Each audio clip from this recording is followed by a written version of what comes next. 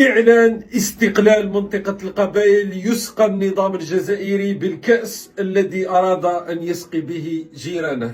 اسمع. Au nom du peuple kabyle, moi, Farhat Saïd, Farhat Mehnia, je déclare solennellement l'indépendance de la Kabylie. 50 سنة والنظام الجزائري يحاول تقسيم الجارة المملكة المغربية عبر دعم ميليشيات البوليساريو، بل أنه حتى في السنتين الأخيرتين صار يدعم حركة تقريبا مجهرية لا وجود لها من أجل الانفصال في منطقة الريف في المغرب. لكن اليوم خرج ما لم يكن ربما في الحسبان في سنوات من قبل، وهو إعلان حركة الماك استقلالها استقلال منطقة القبائل بشكل منفرد، دون الرجوع إلى النظام الجزائري الذي رفض إعطاء حق تقرير المصير الذي هو موجود في الدستور الجزائري. لكن الإشكالية هنا أن حركة الماك ليس ما يسمى من يريدون الانفصال في الريف، اللي هم مجموعة أو كمشة صغيرة جدا لا وجود لها في منطقة الريف في المغرب.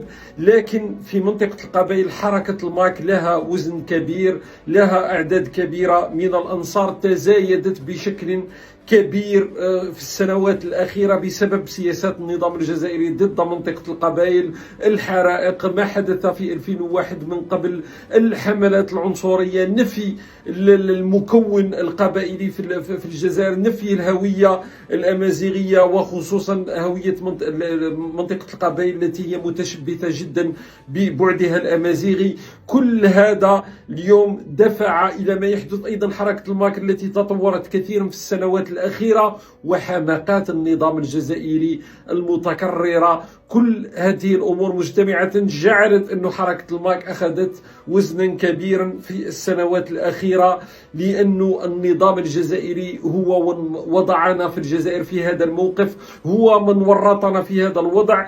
لأنه ما حدث اليوم 14 ديسمبر 2025 سيكون قبل 14 ديسمبر والآن ما بعد 14 ديسمبر 2025، لأنه هذا الإعلان عن استقلال منطقة القبائل هو بداية وليس نهاية، هو بداية مسار سيكون كارثي على الجزائر، هو بداية مسار بطبيعة الحال من أجل فصل هذه المنطقة عن الجزائر التي أصلا هي تركيبة فرنسية، سنة 1839 بوقتها بمرسوم ملكي. الحدود الجزائرية التي جاءت بعد 1962، لكننا لم نبني دولة، لم نكون دولة تجمع كل من هم موجودين.